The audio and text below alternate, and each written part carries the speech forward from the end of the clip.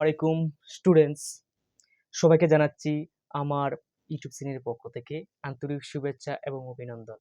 আজকের ভিডিওতে আমি আলোচনা করব অষ্টম শ্রেণীর চতুর্থ অধ্যায়ের একটি প্রশ্ন নিয়ে। সেই প্রশ্নটি হচ্ছে 15 একই b square C to the power 4, 25 a square b to the power 4 c cube, 20 a to the power 4 b cube c cube এর গসাগু নির্ণয় করো। স্টুডেন্টস, আজকের ভিডিওতে আমি এই প্রশ্নটির সহজ এবং সুন্দরভাবে গসাগু নির্ণয় করে দেখাবো। তাই তোমরা ভিডিওটি প্রথম থেকে শেষ পর্যন্ত দেখলে এই ধরনের প্রশ্নের খুবই সহজভাবে সমাধান করতে পারবে। এই প্রশ্ন থেকে গসাগু নির্ণয় করার জন্য আমাদেরকে যা করতে হবে, প্রথমে যতগুলো রাশি থাকবে সেই রাশিগুলোকে আলাদা আলাদাভাবে আমরা কাজ করব। যেমন এখানে 3টি রাশি আছে, তাই 3টি রাশিকে আমরা আলাদা আলাদাভাবে কাজ করব, তারপর আমরা গসাগু নির্ণয় করব। সেজন্য এই প্রশ্ন থেকে আমরা প্রথম রাশি লিখব যে 15 A cube B square C to the power 4। যেহেতু আমরা প্রথম রাশি লিখলাম, এখন প্রথম রাশির মধ্যে দেখতে পাচ্ছি 15 আছে। এই 15 সংখ্যাটিকে আমরা আলাদাভাবে লসাগু করব।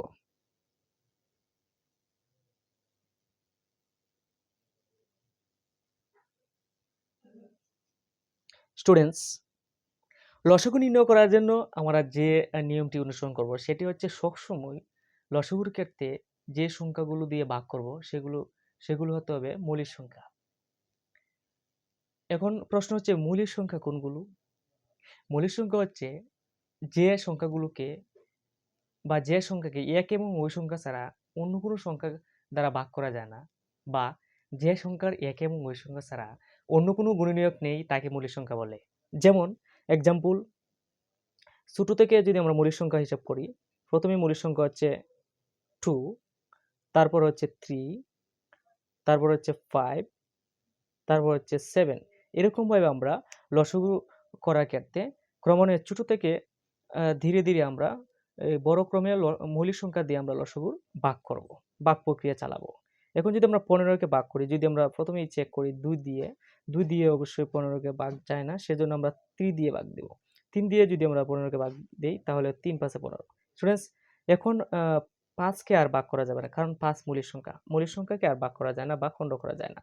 সেজন্য আমরা যে দুইটি উৎপাদক পেলাম 3 এবং 5, 3 আর 5, সেটি আমরা এখানে লিখে দিব। তাহলে এই সংখ্যাগুলোকে এভাবে লিখব 3 × 5, এবং আমরা সংখ্যাগুলোকে যে ভাঙলাম 3 × 5, বাকি সংখ্যা রাশিগুলোকে আমরা যেভাবে আছে সেভাবে আমরা পাওয়ারযুক্ত রাশিগুলোকে আমরা সেভাবে রেখে দেব। সেজন্য আমরা লিখব a cube into b square into c two the power 4। Students, আমরা প্রথম রাশির কাজ করলাম, এভাবে আমরা দ্বিতীয় রাশির কাজ করব। এখন লিখব সুতরাং দ্বিতীয় রাশি। এই প্রশ্নের দ্বিতীয় রাশিটি হচ্ছে 25 square b to the power 4 c cube. Students, দ্বিতীয় রাশিটি এভাবেই আমরা প্রথম রাশির মতো আমরা এই যে সংখ্যাটি আছে 25, সেটিকে আমরা লসাগু করব। যদি আমরা 25কে লসাগু করি, তাহলে যদি আমরা মৌলিক সংখ্যা দিয়ে ভাগ দিই, প্রথমে আমরা দেখতে পাচ্ছি যে 2 দ্বারা ভাগ করা যাবে না, 3 দ্বারা ভাগ করা যাবে না, 5 দ্বারা ভাগ করা যাবে। সেজন্য আমরা কি করব, এই সংখ্যাটিকে আমরা 5 দিয়ে ভাগ করব, তাহলে হয় 5 5 25। 5 তো মৌলিক সংখ্যা, 5কে আর ভাগ করা যাবে না, সেজন্য এই পর্যন্ত আমাদের ভাগ প্রক্রিয়া সমাপ্ত রাখতে হবে। এখন আমরা লিখব 25কে লিখব 5 × 5, এবং বাকি পাওয়ারযুক্ত রাশিগুলোকে সাথে লিখে দিব a square into b two the power 4 into c cube. Students, আমরা প্রথম এবং দ্বিতীয় রাশির কাজ করলাম। এখন আমরা প্রশ্নের যে তৃতীয় রাশিটি আছে যে 20 a to the power 4 b cube c cube, সেই রাশিটিকে আমরা সেভাবে কাজ করব। এজন্য আমরা তৃতীয় রাশি লিখব। তৃতীয় রাশি, স্টুডেন্টস, আমরা প্রশ্ন দেখেছি যে তৃতীয় রাশিটি হচ্ছে 20 a to the power 4 b cube c cube. এখানে যেহেতু সংখ্যাটি 20 আছে, সেই সংখ্যাটিকে আমরা লসাগু করব। লসাগু করার ক্ষেত্রে আমরা প্রথম যে নিয়মটি অনুসরণ করব সেটি হচ্ছে, আমরা বলেছিলাম যে মৌলিক সংখ্যা দিয়ে ভাগ করব ছোট থেকে বড় ক্রমান্বয়ে। এখন প্রথম মৌলিক সংখ্যা হচ্ছে 2, তাহলে 2 দিয়ে অবশ্যই ভাগ করা যায় 20কে। সেজন্য আমরা 20কে যদি 2 দ্বারা ভাগ করি তাহলে হয় 10, আবার 10কে যদি 2 দ্বারা ভাগ করি তাহলে হয় 5।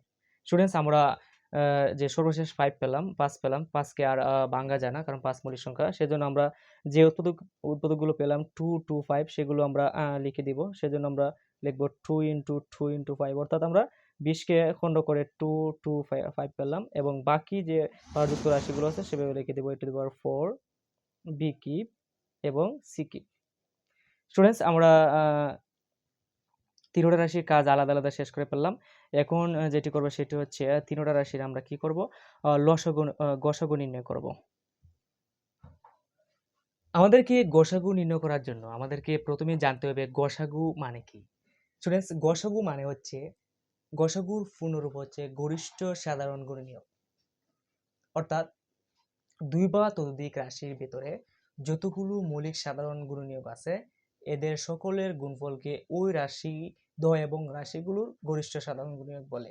স্টুডেন্টস, আমরা যে তিনটি রাশি কাজ করলাম এই তিনটি রাশির মধ্যে যে সংখ্যাগুলো একজাত আছে শুধু সেই সংখ্যাগুলোই বসবে এবং যে পাওয়ারযুক্ত রাশিগুলো আছে এই পাওয়ারযুক্ত রাশিগুলোর মধ্যে যে যে পাওয়ারে যে রাশির পাওয়ার সবচেয়ে কম অর্থাৎ সব জায়গায় বিরাজমান সর্বক্ষেত্রে বিদ্যমান সেটি বসবে। আমি যদি এখন আমরা প্রথম দ্বিতীয় এবং তৃতীয় রাশির সাথে তুলনা করি তাহলে দেখি যে কোন রাশি বা সংখ্যা তিনটা রাশির মধ্যে একজাত আছে। যেমন প্রথম রাশির মধ্যে আমরা যে 3 পেলাম, 3 কি দ্বিতীয় রাশিতে আছে? না, দ্বিতীয় রাশিতে নেই। সুতরাং গসাগুর ক্ষেত্রে 3 বসবে না। আবার দেখি যে 5 যে সংখ্যাটা সেটা প্রথম রাশিতে বিদ্যমান, আবার দ্বিতীয় রাশিতে বিদ্যমান, আবার তৃতীয় রাশিতে বিদ্যমান। যেহেতু 5 সংখ্যাটি তিনও রাশির মধ্যে বিদ্যমান সেজন্য আমরা 5 কে নির্বাচন করব গসাগুর ক্ষেত্রে। এবং আমরা এখন যাব পাওয়ারযুক্ত রাশির মধ্যে। পাওয়ারযুক্ত রাশির মধ্যে দেখব যে যে বৃত্তিযুক্ত রাশিগুলো আছে সেগুলো সর্বক্ষেত্রে আছে কিনা, অর্থাৎ তিনটা রাশির মধ্যে আছে কিনা। দেখতে পাচ্ছি আমরা এ কিউব, এখানে আছে এ স্কয়ার, এখানে আছে এ টু দি পাওয়ার 4। অর্থাৎ যেহেতু এ বৃত্তি তিন জায়গায় বিদ্যমান সুতরাং এ বৃত্তি বসবে, কিন্তু পাওয়ার কত বসবে সেটি হচ্ছে প্রশ্ন। পাওয়ার বসবে সেটা যেটি যে পাওয়ার, যেহেতু বৃত্তি সর্বক্ষেত্রে বিদ্যমান তিনটা রাশির মধ্যে আছে সেজন্য পাওয়ার যেটার কম সেটা আমরা গ্রহণ করব। এখানে দেখতে পাচ্ছি এ কিউব, এখানে দেখতে পাচ্ছি এ স্কয়ার, এখানে দেখতে পাচ্ছি এ টু দি পাওয়ার 4। সুতরাং পাওয়ার যেটা কম হচ্ছে এ স্কয়ার, আমরা এস স্কয়ার গ্রহণ করব। পাওয়ার যেটা কম সেটা গ্রহণ করব। আবার দেখি বি বৃত্তি সর্বক্ষেত্রে বিরাজমান কিনা।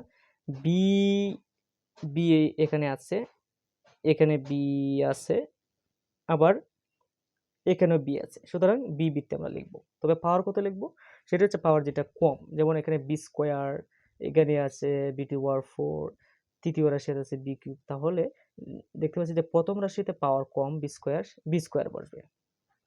স্টুডেন্টস, আবার দেখা যাচ্ছে যে সি বৃত্তি সব জায়গায় আছে কিনা। যেমন সি টু পাওয়ার 4 প্রথম রাশিতে আছে, দ্বিতীয় রাশিতে সি কিউব, তৃতীয় রাশিতে সি কিউব। সি বৃত্তি তিনটা রাশির মধ্যে আছে সেজন্য আমরা সি বৃত্তি লিখবো। তবে পাওয়ার কত লিখবো? পাওয়ার হচ্ছে সবচেয়ে কম কোনটা? সবচেয়ে কম হচ্ছে সি দেওয়ার 4, সি কিউব সবচেয়ে কম হচ্ছে সি কিউব।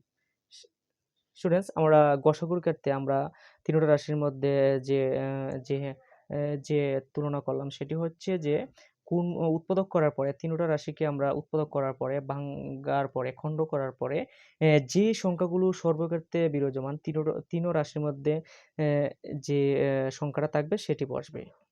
এবং যদি কোনো সংখ্যা ৩ টে রাশির মধ্যে ২ টা রাশিতে বিদ্যমান থাকে তাও বসবে না। অর্থাৎ ৩ টা রাশির মধ্যে বিদ্যমান থাকতে হবে। আবার যেগুলো বৃত্তিযুক্ত রাশি, পাওয়ারযুক্ত রাশি সেই বৃত্তিগুলো যদি সব জায়গায় থাকে তাহলে বসবে এবং সেই বৃত্তিগুলোর পাওয়ার যেটা সবচেয়ে কম সেটা বসবে।